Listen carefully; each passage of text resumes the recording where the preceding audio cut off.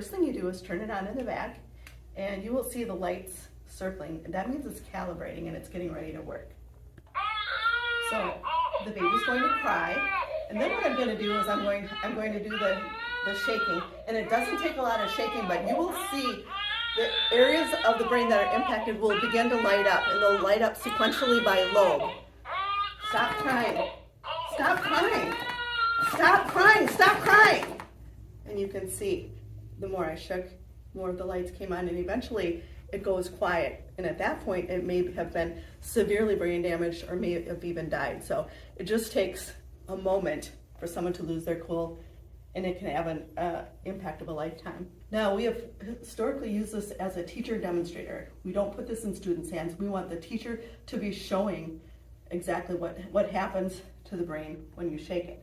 However, we've recently made an upgrade, and it's more than a one and done. Now we can put this in students' hands because we have more features, and we want to share some of those features with you today. So one of the features we've added is a brain model, and we have a brand new lesson all about the anatomy of the brain, and we start with that because we want students to understand all of the different lobes and what is happening in the brain, and they can transfer that knowledge then when they see the simulator, so they have a much greater understanding of just what's impacted in the brain and what's going on in each lobe. So that's one of our brand new extra lessons that you get. We have also added a brand new feature. It's a swaddling feature, and now we can put this in students' hands, and like I said, it's more than a one and done. They can get hands-on practice soothing a crying infant and swaddling it until it stops crying.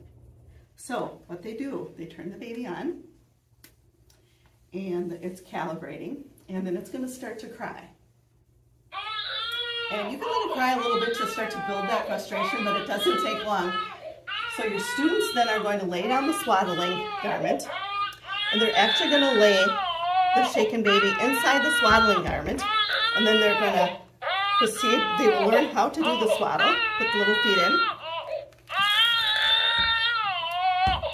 They'll wrap the left side, and they'll wrap the right side, and then they're going to take the baby up, supporting the head, and they're going to lightly rock it.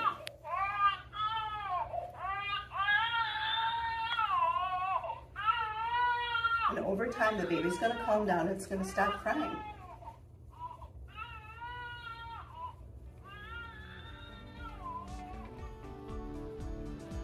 There you go.